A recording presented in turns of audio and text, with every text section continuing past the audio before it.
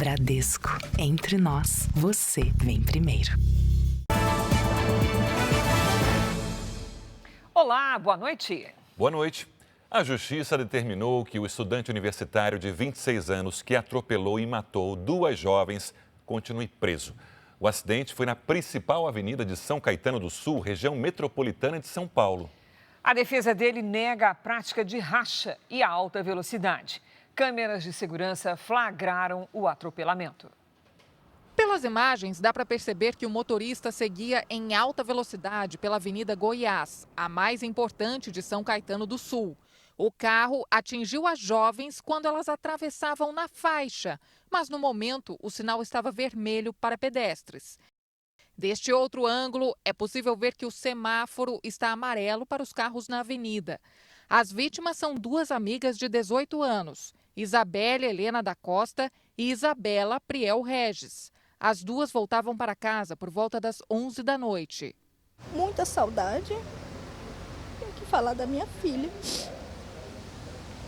2 meninas maravilhosas. Era uma boa filha,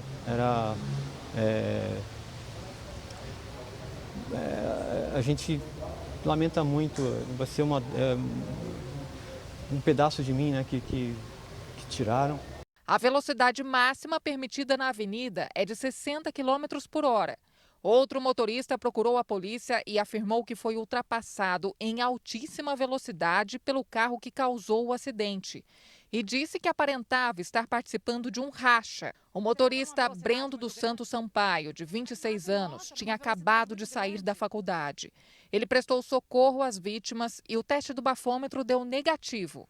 A defesa negou que ele estivesse acima da velocidade e praticando racha. Ele não estava em excesso de velocidade, de fato empenhou ali na hora da travessia no farol um pouco mais de velocidade para que não ficasse no amarelo e não ficasse no vermelho e tomasse uma multa ali e tal. Ele estava olhando para o farol e não realmente reto ali para a faixa de pedestre, mas para o farol. Segundo a investigação, a habilitação dele seria suspensa na próxima segunda. O que nós apuramos é que ele tem 12 infrações de trânsito, sendo que 7 infrações são relacionadas ao excesso de velocidade. Brendo foi preso em flagrante e indiciado por homicídio com dolo eventual, quando se assume o risco de morte. Na audiência de custódia, a Justiça converteu a prisão em preventiva. Ele deve seguir detido até o julgamento de um habeas corpus. A defesa considera a prisão do motorista ilegal. Ele já foi levado para o Centro de Detenção Provisória de São Bernardo do Campo. As jovens serão enterradas amanhã em São Caetano do Sul. Polícia investiga esquema bilionário de lavagem de dinheiro de facções criminosas do Rio e de São Paulo. Temporal deixa ruas alagadas e crianças são resgatadas dentro de carro no ABC Paulista. Na capital, asfalto cede e abre cratera na Marginal Tietê. Caminhões carregados de soja ficam atolados em rodovia de Mato Grosso. Donald Trump diz que considera presidente chinês um amigo e que espera acordo sobre taxação de produto.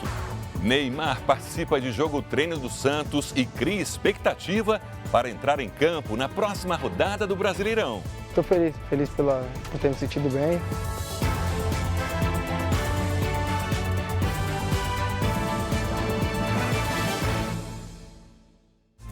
Oferecimento Bradesco, eleito o melhor banco para investir.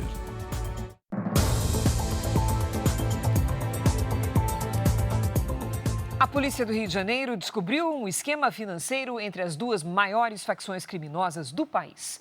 A estrutura montada para lavar o dinheiro do tráfico envolvia a criação de bancos digitais e empresas de fachada. As cifras são impressionantes. Em apenas um ano, as transações movimentaram 6 bilhões de reais.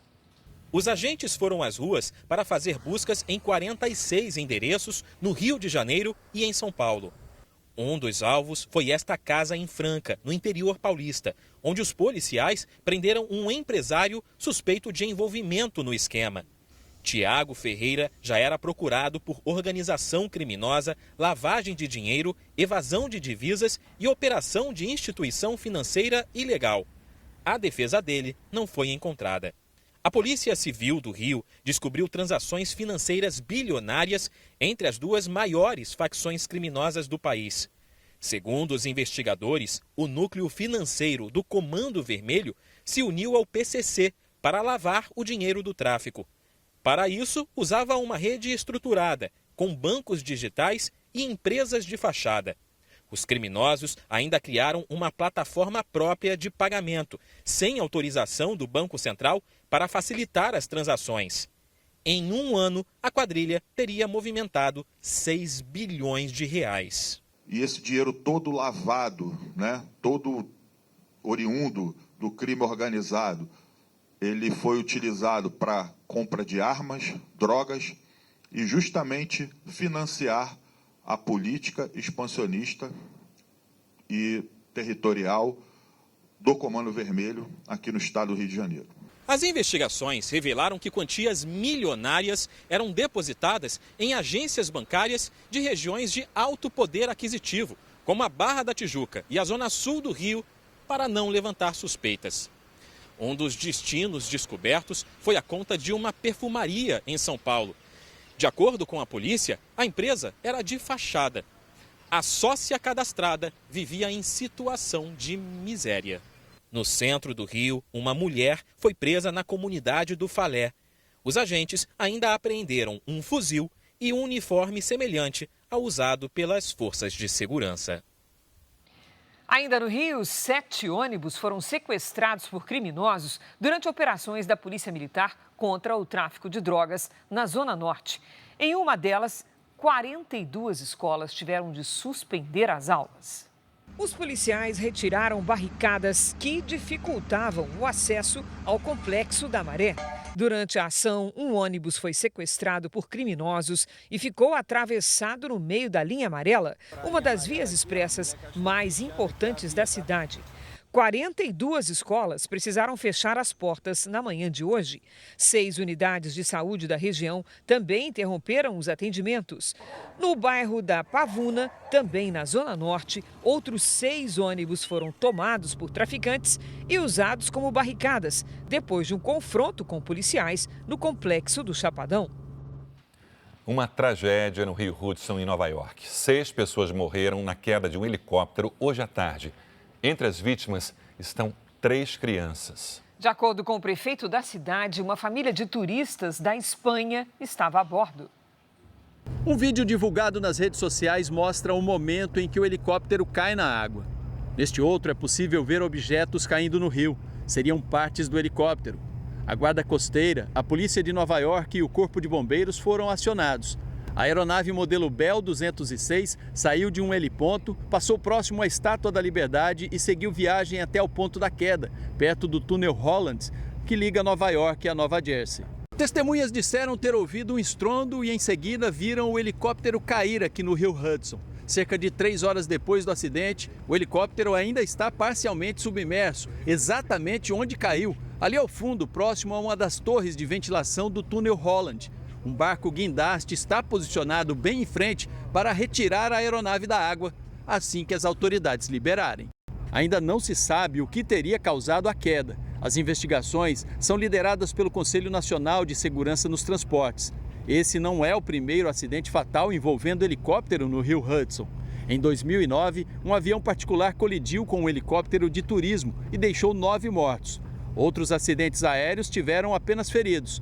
Foi o que aconteceu em 2009, quando um piloto conseguiu pousar um avião no rio e salvar mais de 150 pessoas a bordo. Vamos agora ao vivo a Nova York. O repórter José Luiz Filho está perto do local onde caiu o helicóptero. Zé Luiz, boa noite. O que já se sabe até agora sobre as causas do acidente? Olá, boa noite, Sérgio, Cris. Boa noite a todos que acompanham o Jornal da Record. As investigações ainda são preliminares. Segundo a comissária da polícia aqui de Nova York, o piloto teria perdido o controle da aeronave. Segundo o prefeito da cidade, além do piloto, a bordo estavam 2 adultos e 3 crianças da mesma família. Eram turistas da Espanha. As identidades ainda não foram divulgadas. 2 pessoas chegaram a ser socorridas vivas, foram encaminhadas para hospitais da região, mas não resistiram. No momento do acidente, a visibilidade era boa, embora o céu estivesse nublado. Eu volto com vocês, Cris, Sérgio. Zé Luiz, obrigado. Aqui no Brasil, a chuva forte que atingiu São Paulo e a região metropolitana esta tarde durou menos de 2 horas e já foi suficiente, Sérgio, para causar muito transtorno. Pois é, mais de 100 mil pessoas ficaram sem energia elétrica e vários pontos alagaram. O pátio inundado é de uma escola estadual em Diadema, na Grande São Paulo. A água escura invadiu corredores, salas de aula e a cozinha. Os alunos tiveram que subir nas mesas. Cerca de 1.000 crianças e adolescentes estudam na instituição. Por causa do alagamento, as aulas da tarde foram canceladas. Era para eu estar na escola, esse horário agora. Eu não fui porque alagou tudo. Não tinha condições mesmo, estava saindo tudo pela secretaria, as crianças tudo apavoradas, gritando. A Secretaria Estadual de Educação afirmou que a escola está sendo higienizada para o retorno das aulas amanhã. A chuva também alagou várias ruas e avenidas da cidade. Neste ponto, uma câmera de segurança registrou a forte correnteza. Um motorista teve dificuldade para atravessar. A lama invadiu casas. Uma delas foi a da Dona Conceição. Agora sobrou para mim limpar, né? E vou ter que limpar, porque se deixar secar vai ficar mais difícil, né? Em São Bernardo do Campo, policiais militares resgataram mãe e 2 crianças que ficaram presas num carro ilhado. Em Santo André, uma forte rajada de vento assustou moradores de um condomínio. Também foi registrada a chuva de granizo em diversos pontos. A Defesa Civil disparou 2 alertas à população por causa da tempestade. Além dos alagamentos, a chuva afetou o abastecimento de energia na região metropolitana de São Paulo. Mais de 100 mil imóveis chegaram a ficar sem luz, a metade na capital. A capital paulista passou 2 horas em estado de atenção para enchentes. No meio da tarde, uma cratera se abriu na Marginal Tietê, depois que o asfalto cedeu. A Via Expressa é uma das principais de São Paulo e foi interditada. Técnicos da concessionária que administra a Marginal investigam se a erosão foi provocada pelo temporal. E temporais também no sul do país. Em Santa Catarina, o Instituto Nacional de Meteorologia emitiu alerta amarelo para chuvas intensas até amanhã. Uma tempestade acompanhada de ventos assustou moradores de Jaguaruna, no sul de Santa Catarina, logo pela manhã. A enxurrada deixou esta loja alagada e pessoas ficaram ilhadas. Meu, olha isso! Transtornos também na cidade de Imaruí, onde o temporal transformou ruas em corredeiras e alagou casas e comércios. Tempo instável também no Rio Grande do Sul. Na cidade de Cidreira, choveu em 2 horas o previsto para 2 dias. Bairros ficaram debaixo d'água. As equipes da Defesa Civil seguem em alerta. Hora de conversar com a Lidiane Sayuri. Oi, Lid, boa noite. Quais são os destaques da previsão do tempo para essa sexta-feira? Os temporais voltam com tudo na região nordeste. No sudeste, a chuva perde força. Cris, boa noite para você. Sérgio, boa noite. E boa noite para você que nos acompanha. Depois de vários dias de tempo firme e altas temperaturas, as instabilidades ganham força sobre o sertão nordestino.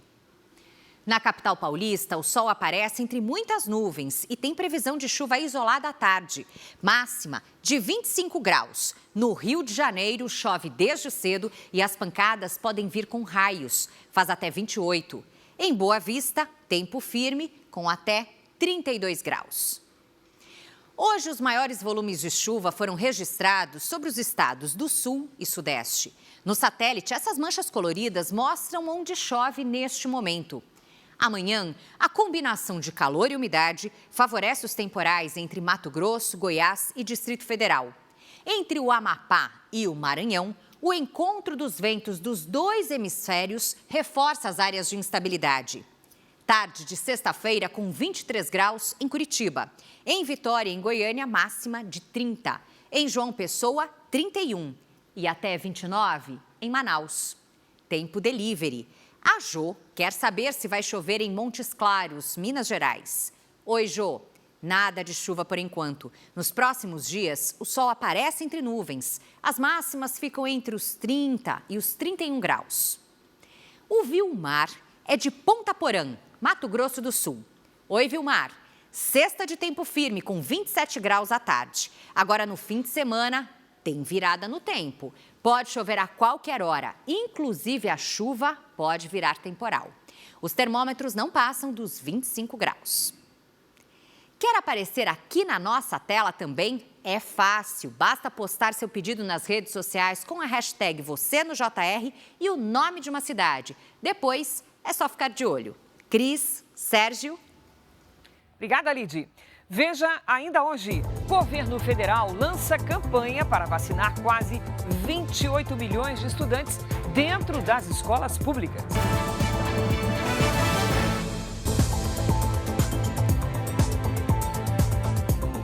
Nós vamos agora direto a Brasília, porque o presidente Lula sancionou hoje o orçamento de 2025 e também reuniu ministros para definir o novo indicado para o Ministério das Comunicações. Quem traz as informações é Yuri Ascar. Oi, Yuri, boa noite. O governo já anunciou o nome do substituto do ministro Juscelino? Sim, boa noite, Cris. Boa noite, Sérgio. Há pouco, a ministra das Relações Institucionais, Gleisi Hoffmann, confirmou que o Ministério das Comunicações vai ficar sob o comando do deputado Pedro Lucas Fernandes, que é do União Brasil, do Maranhão, assim como Juscelino. Ele também é uma indicação do presidente do Senado, Davi Alcolumbre, que se reuniu com o presidente Lula hoje no Palácio da Alvorada. O deputado pediu para assumir a pasta das comunicações depois da Páscoa. E ainda hoje o presidente Lula sancionou a lei orçamentária anual. O texto prevê 14 bilhões e meio de reais de superávit primário, que é o saldo positivo entre receitas e despesas, sem o cálculo, sem a soma dos juros da dívida pública. Além disso, o salário mínimo foi confirmado em R$ 1.518, com um ganho real de 2,5% acima da inflação. Cris, Sérgio. Obrigada, Yuri.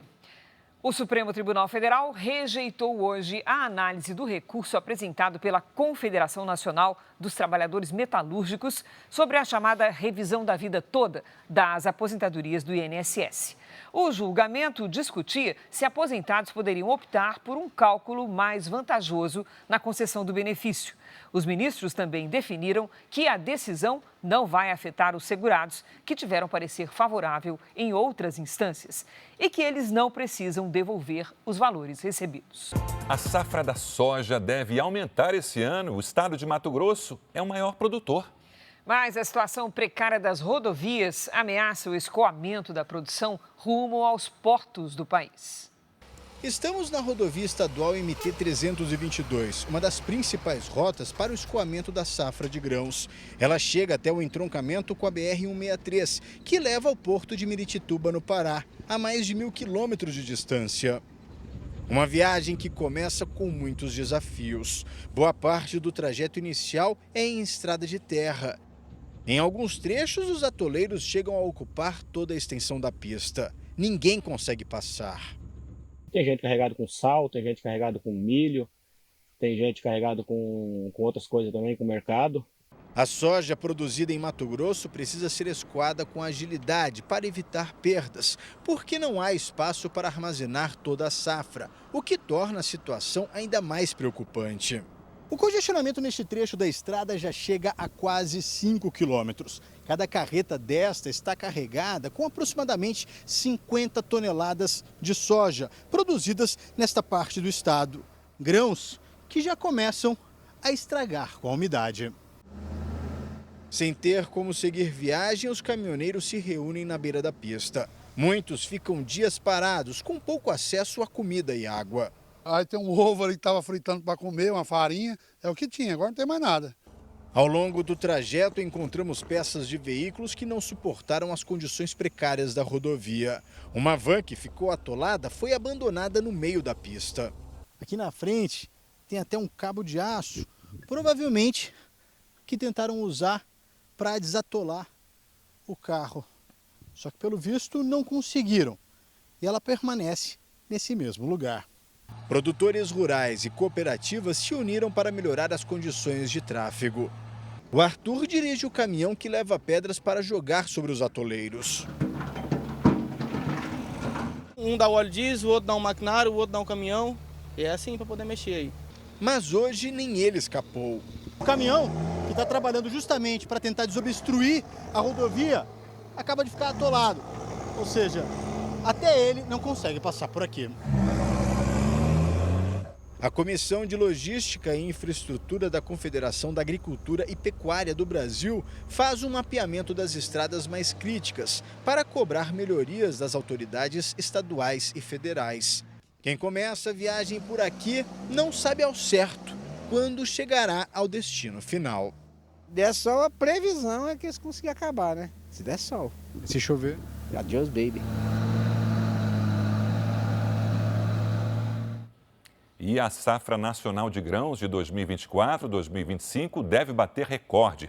A colheita estimada é de mais de 330 milhões de toneladas de grãos. Isso representa 10,9% a mais do que na temporada passada. No caso da soja, como a gente mostrou, a expectativa é de quase 168 milhões de toneladas colhidas, o maior volume já registrado no país. A previsão é da Conab, a Companhia Nacional de Abastecimento. Voltamos ao tema do crime organizado. Agora veja a criatividade dos criminosos. Uma operação da Polícia Civil de Goiás mirou uma quadrilha que comprava carros em leilões para lavar dinheiro do tráfico de drogas. Esse grupo movimentou cerca de 5 milhões de reais em 2 anos. Polícia! Foram cumpridos 6 mandados de busca e apreensão em Goiânia. Num dos endereços, policiais encontraram uma pistola e pacotes de cocaína escondidos no forro do teto. O imóvel pertence ao chefe do esquema. O homem usava a família e amigos para lavar dinheiro do tráfico de drogas. Os traficantes eles compravam veículos em leilão, usando o dinheiro do tráfico de drogas, registravam no nome de parentes e de amigos. Em seguida, esses veículos eram vendidos e esse dinheiro era inserido nas contas dos parentes e dos amigos. A justiça determinou a apreensão de carros que estavam com a quadrilha, avaliados em 2 milhões de reais. A investigação apontou que os criminosos estavam no processo de abertura de uma revendedora de carros adquiridos com o dinheiro do tráfico de drogas. A justiça também determinou o bloqueio de 3 milhões de reais que estavam nas contas bancárias dos investigados. A descapitalização desses grupos, desses traficantes, é que realmente acaba enfraquecendo e fazendo com que a atividade cesse. A Polícia Legislativa do Distrito Federal lançou bombas de gás contra cerca de 1.000 indígenas que invadiram o gramado do Congresso Nacional no início da noite. O grupo está num acampamento em Brasília para reivindicar a demarcação de terras e o combate à ação de invasores. A situação já foi controlada e a segurança no local foi reforçada. 15 integrantes de uma quadrilha suspeita de agiotagem foram presos no Rio Grande do Sul. De acordo com a polícia, eles extorquiam dinheiro e torturavam os devedores. O grupo teria movimentado mais de 40 milhões de reais nos últimos anos. Na Bahia, 4 pessoas da mesma família foram detidas suspeitas de assalto a banco, roubo de veículos e tráfico de drogas. A polícia apreendeu 2 veículos usados nos crimes. É tema de filmes, de séries e principalmente do dia a dia. As redes sociais e os jogos online podem esconder perigos e até mesmo crimes cometidos principalmente contra crianças e adolescentes. Uma pesquisa do Instituto Real Time Big Data, encomendada pelo Jornal da Record, mostra a importância de um controle das atividades online, tanto por parte dos pais e outros adultos responsáveis, quanto pelas autoridades. O que deveria ser um momento de diversão na internet virou uma situação de risco depois que essa jovem entrou para um grupo numa rede social. Eles fazem meninas se mutilar, mandam nudes delas pra gente da escola delas, sabe? Uma ridicularização, deixando elas vulneráveis. Quando entram nesses grupos ou comunidades virtuais, os adolescentes recebem tarefas que inicialmente parecem simples, mas depois surgem os chamados desafios, que se não forem cumpridos, viram chantagens e até ameaças de morte. Um cenário de violência que transforma o comportamento e adoece quem entrou na história achando que era tudo brincadeira. O intuito deles era fazer com que eu fizesse o que as meninas fazem, sabe? Só que eu não quis fazer isso, essas coisas, então começaram a atacar minha família. Uma pesquisa exclusiva do Instituto Real Time Big Data para o Jornal da Record apontou que quase 70% dos entrevistados já ouviram falar de desafios e jogos online que propagam comportamentos perigosos entre adolescentes. 83% admitiram que têm medo de que algum adolescente próximo participe desses desafios. Além da alienação social, o afastamento familiar e outros transtornos psiquiátricos, esses adolescentes correm o risco de se envolver com pessoas que muitas vezes eles não conhecem, nunca viram o rosto, né? Acabar levando muitas vezes a situações violentas, a mudança de comportamento, uma vez que eles querem se validar e pertencer a um grupo. Outra pergunta da pesquisa foi sobre o termo incel, uma junção das palavras celibatário e involuntário. A expressão é usada na internet por homens e meninos que pregam ódio a mulheres. 89% responderam que não sabiam o significado. Eles acabam passando esta raiva de não serem valorizados ou não se entenderem, né, como homens de sucesso nas mulheres. Sobre a proibição do uso de celular nas escolas, que virou lei este ano, 54% responderam que são a favor. O levantamento foi feito com 1.000 pessoas nos dias 8 e 9 de abril, nas 5 regiões do país, e mostra ainda que a grande maioria dos entrevistados é a favor de um controle efetivo do uso do celular e acesso à internet entre jovens e adolescentes. Quando a pergunta é sobre o aumento de fiscalização e combate por parte das autoridades, o percentual é ainda maior. É muito importante que eles fiscalizam o celular dos seus filhos para que não aconteça o que acontece com várias meninas que são chantageadas ao se automutilarem e se machucarem por conta desses criminosos. O governo federal lançou hoje uma campanha para vacinar quase 28 milhões de alunos dentro das escolas públicas. A imunização nas escolas começa na segunda-feira, dia 14, e vai até 25 de abril. No total, os agentes de saúde vão a 109 mil escolas de mais de 5.500 municípios. O programa Saúde na Escola é uma parceria entre os Ministérios da Saúde e da Educação e tem como meta alcançar 90% dos estudantes da rede pública, quase 28 milhões de crianças e adolescentes de até 15 anos. Para crianças de 8 meses a 5 anos, vão ser atualizadas as cadernetas com as vacinas contra febre amarela, tríplice viral e tríplice bacteriana. Para as outras crianças e adolescentes de até 15 anos, também estarão disponíveis as vacinas contra a meningite e o HPV. As doses nas escolas serão aplicadas pelas equipes do SUS ou das unidades básicas de saúde. Os pais ou responsáveis terão que autorizar e vão receber informações sobre a importância de manter a vacinação em dia para prevenir doenças. Uma das novidades hoje foi o lançamento da carteira de vacinação digital. Duas vantagens para os pais, né? Primeiro, o fato dela existir. Então, aquela situação que às vezes o pai chega na unidade de saúde ou chega na escola e esqueceu de levar a caderneta. Está lá no aplicativo, né? Está na mão, só mostrar a caderneta. A outra vantagem é que a caderneta vai ter mensagens ativas, ou seja, vai disparar uma mensagem para o responsável que está lá cadastrado. Chegou o momento de vacinar, chegou o momento de tomar uma dose de reforço. A Polícia Federal cumpriu mandados de busca e apreensão em cidades do interior de São Paulo. A ação faz parte de uma investigação que apura supostos desvios de recursos destinados à saúde. 100 agentes da Polícia Federal cumpriram 28 mandados de busca e apreensão em endereços de 12 cidades do interior paulista e em uma da Bahia. A investigação apura o suposto desvio de recursos destinados à saúde em Sorocaba.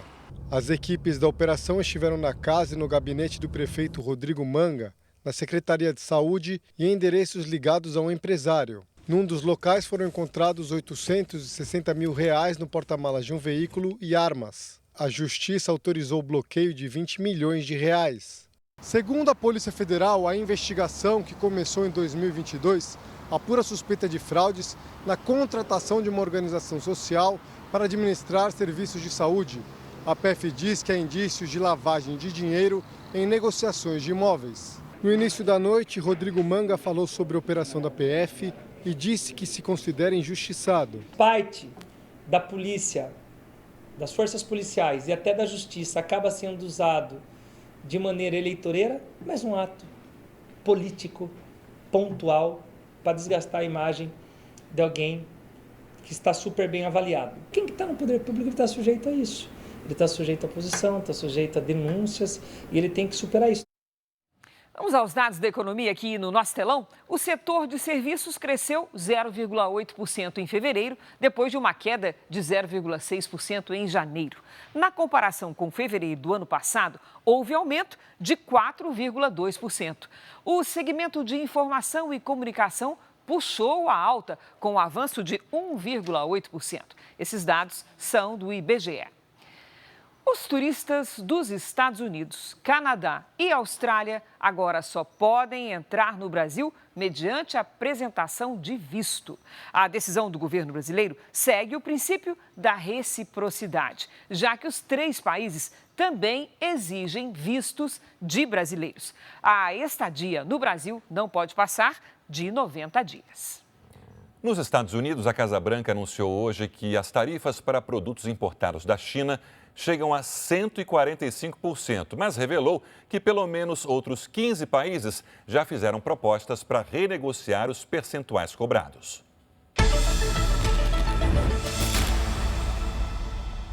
Trump reuniu o secretariado na Casa Branca para discutir como reagir à resistência da China em aceitar as tarifas sem retaliação. A tributação contra importados do país asiático chegou hoje a um total de 145%. O percentual soma as taxações reveladas depois que a China respondeu com uma taxa de 84% sobre produtos americanos. Hoje, Trump reafirmou que espera fazer um acordo com o líder Xi Jinping. Ele tem sido um amigo meu há muito tempo e acho que acabaremos chegando a um acordo que seja muito bom para os 2 países, declarou. Trump também sugeriu que a decisão da China de reduzir o número de filmes americanos exibidos no país é uma forma fraca de retaliar pelas tarifas. Durante a reunião de gabinete, o assessor econômico Kevin Hassett disse que ao menos 15 países já fizeram propostas de redução de tarifas aos Estados Unidos, entre eles Japão, Coreia do Sul e Índia, que anteciparam as conversas com Donald Trump. Na semana que vem, autoridades desses países devem se reunir com o presidente na Casa Branca. O anúncio do novo aumento de tarifas para a China voltou a derrubar os mercados nos Estados Unidos. O índice Dow Jones caiu 2,5%. O S&P 500, mais de 3%. E a Nasdaq, 4,31%. No mesmo dia, o Departamento do Trabalho revelou que a inflação de março ficou em 0,1%. O índice acumula 2,4% em 12 meses, mas houve recuo em relação aos 2,8% no acumulado até fevereiro. A inflação do período foi levantada antes do anúncio das tarifas de importação. Reflexos também na Europa, é claro. A União Europeia suspendeu o pacote de retaliações contra os Estados Unidos depois que o presidente Donald Trump anunciou uma pausa nas tarifas recíprocas. Essa trégua na guerra comercial impulsionou uma forte alta dos principais índices de ações na Europa nesta quinta-feira.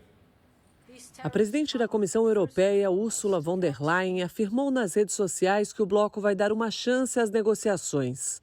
Vamos colocá-las em espera por 90 dias. Se as negociações não forem satisfatórias, nossas contramedidas entrarão em vigor, declarou. O bloco europeu já estava pronto para responder às tarifas fixadas por Donald Trump. Seriam aplicadas taxas sobre 21 bilhões de euros em produtos americanos. O porta-voz da Comissão Europeia afirmou que agora há tempo para consultar os Estados-membros, ouvir a indústria e negociar com os americanos. A pausa de 90 dias anunciada por Trump reduz a tarifa sobre exportações europeias de 20% para 10%. Mas setores de automóveis, alumínio e aço continuam sobretaxados em 25% em todo o continente. Depois de dias de resultados negativos, as bolsas europeias voltaram a operar no azul. O Pan-Stocks, que reúne 600 empresas do continente, subiu 3,7%. O principal índice francês avançou 3,8%, enquanto o alemão DAX registrou alta de 4,6%. Na Ásia, o principal indicador japonês subiu 9,13%. Foi o maior ganho diário desde agosto de 2024. Em Hong Kong, o Hang Seng fechou em 2%. E aqui no Brasil, o Ibovespa, principal índice da Bolsa de Valores, fechou em queda de 1,13%. E o dólar em alta. Depois do alívio de ontem, com alta acima de 3%, a Bolsa de Valores hoje voltou a operar em queda. O índice fechou o dia com baixa de 1,13%. Para este professor, além da tensão provocada pela guerra tarifária, houve também um movimento normal de mercado. Quem comprou preço baixo ontem realiza lucro hoje, vende as ações, tem reais na mão, converte para dólar e remete para a sua origem. Os investidores seguem acreditando que a incerteza continua muito forte. E a questão, principalmente guerra comercial, está cada vez mais pujante entre Estados Unidos e China. Todo aquele movimento de alta foi revertido. Assim como a Bolsa, o mercado de câmbio aqui no Brasil também reage a cada nova medida do governo americano. Se ontem o recuo do presidente Trump nas tarifas sobre a maioria dos países gerou um clima mais positivo, hoje a expectativa foi influenciada pelo anúncio de que a taxação sobre os produtos chineses chega a 145% e é maior do que já havia sido anunciada. O dólar no Brasil fechou em alta de 0,92%, vendido a R$ 5,89. Mesmo com toda a incerteza sobre o que vem pela frente na guerra comercial, este economista acredita que no futuro o Brasil deve sentir menos os impactos das ampliações de tarifas, porque exporta principalmente alimentos. São mercadorias que sempre tem mercado para elas. Não vai faltar demanda pelas nossas commodities, apesar de que se houver uma recessão na China, isso afeta, porque a China é o nosso mercado consumidor maior. Em Brasília, o ministro da Fazenda, Fernando Haddad, disse apostar em prudência e afirmou que o governo tem mantido conversas com os responsáveis pelo comércio exterior dos Estados Unidos. O que o presidente está recomendando é muita prudência, né? Os canais diplomáticos estão abertos, as conversas com o governo dos Estados Unidos estão acontecendo, sobretudo com o secretário que cuida do comércio exterior, isso está em curso. Então nós temos que aguardar um posicionamento final para saber como proceder. O segundo mandato de Ricardo Nunes à frente da Prefeitura de São Paulo completa 100 dias. E hoje o prefeito anunciou um pacote de investimentos de 19 bilhões de reais. O programa Melhoramentos de São Paulo prevê cerca de 55 obras de mobilidade, drenagem e requalificação urbana. O nome do programa faz referência a um livro da gestão Prestes Maia, marcada por transformações urbanas. A Prefeitura apresentou um pacote de investimentos de cerca de 19 bilhões de reais. As ações estão organizadas em 3 frentes principais: sustentabilidade, desenvolvimento social e geração de emprego e renda. A expectativa é que o programa gere 70 mil empregos diretos e indiretos. Entre os destaques está a extensão do complexo viário Roberto Marinho até a rodovia dos Imigrantes. A obra deve ser concluída em 2030. O projeto inclui um parque linear de mais de 300 mil metros quadrados que deve beneficiar cerca de 700 mil pessoas. Algumas obras já estão em andamento e outras começam a ser desenvolvidas a partir de agora, seguindo os critérios de responsabilidade com as contas da Prefeitura. Cuidar da responsabilidade fiscal, de ter a cidade com capacidade de investimento. O plano prevê ainda obras contra enchentes, além de ampliação das faixas azuis para motociclistas. A gente vai ter um outro patamar do ponto de vista da mobilidade, da qualidade de vida, de atenção com relação à questão da resiliência por conta das mudanças climáticas, reduzindo ainda mais os alagamentos, as enchentes, reduzindo ainda mais as áreas de risco. Criminosos se aproveitam do período da declaração de imposto de renda para enganar os contribuintes. Mais de 1.400 páginas falsas estão por aí mandando a gente pagar alguma coisa que não devemos pagar. E a previsão é que esse número dobre nos próximos 30 dias. Patrícia Lages, olho vivo é pouco, é não clicar em link suspeito de jeito nenhum. Jamais, Cris, de jeito nenhum. Boa noite para você, boa noite, Sérgio. Boa noite para você de casa. Só na primeira semana do período de declaração de imposto de renda foram criadas 33 páginas falsas por dia. Os estelionatários enviam e-mails em nome da Receita Federal e informam que há uma dívida referente ao imposto de renda do ano anterior. O que leva muita gente a acreditar que o e-mail é verdadeiro é que os criminosos têm os dados pessoais reais do contribuinte. A falsa mensagem também informa que, para não ter o CPF bloqueado, é preciso clicar no link de pagamento e regularizar a situação por meio de Pix. Por serem valores baixos, geralmente aí entre R$100 e R$200, há quem pague para se livrar logo de problemas com o fisco. Patrícia, então é importante ressaltar que a Receita não envia e-mails, mensagens por celular, falando sobre divergências no imposto de renda. Exatamente, Sérgio. Olha, segundo a própria Receita, toda a comunicação é feita pelo portal gov.br ou pelo ECAC, que é o Centro Virtual de Atendimento. E a coisa é tão séria que a gente até projeta o dobro das páginas falsas. Impressionante, né? Paty, as pessoas que já caíram nesse golpe, o que elas devem fazer? Vamos lá, Cris. A orientação é registrar um boletim de ocorrência e guardar as provas, como, por exemplo, os prints de tela e as mensagens recebidas. A vítima também deve informar o banco ou a instituição financeira usada pelos estelionatários para receber os falsos pagamentos. E se o nome da Receita Federal for citado, é preciso registrar uma denúncia na ouvidoria do Ministério da Fazenda. Cris, Sérgio. Valeu, Paty, obrigada. Na Argentina, uma greve geral paralisou trens, metrô e vários serviços públicos do país. Voos foram cancelados, inclusive alguns que partiriam aqui do Brasil. Manifestantes foram às ruas em várias partes da Argentina.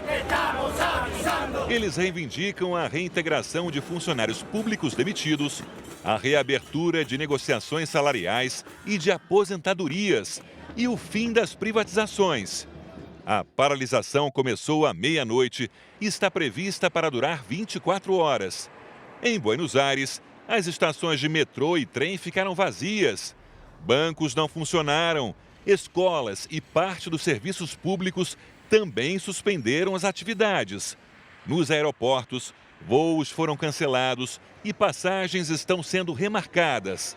É a terceira greve geral desde a posse do presidente Javier Milei. O governo espalhou cartazes pelas ruas, alertando para o que chamou de ataque à República. Neymar participou hoje de um jogo-treino do Santos contra o Água Santa e pode voltar a jogar no domingo contra o Fluminense pelo Brasileirão. Neymar entrou no segundo tempo e participou de 30 minutos da partida, vencida pelo Santos por 3-2. O jogador mostrou que está próximo do retorno, após mais de um mês afastado por causa de uma lesão muscular na coxa esquerda. Muito importante voltar a fazer esse jogo amistoso, porque é o que acontece nos jogos. Mas estou feliz por ter me sentido bem. Enfim, só continuar evoluindo aí para voltar ao meu 100%. Fortaleza joga hoje contra o Cerro pela Libertadores e o Internacional está ganhando do Atlético Nacional por 3-0, também pela Libertadores. Esses dois times vão ser atrações aqui na TV Record. O jogo vai ser no domingo e presta atenção, o jogo vai ser no horário diferente, tá? 7h30 da noite começa a partida que você vê ao vivo aqui na Record, no R7, no Play Plus. Vocês, como eu falo toda quinta-feira, assistam também, tá bem? Narração de um tal de Kleber, é isso? Parece que sim.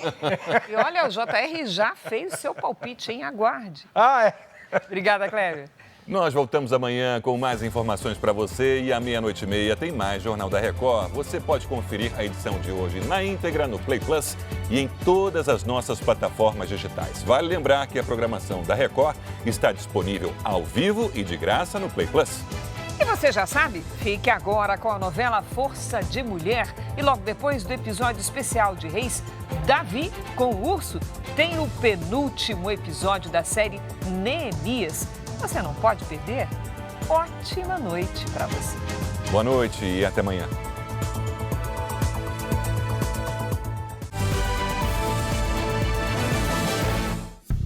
Bradesco, entre nós, você vem primeiro.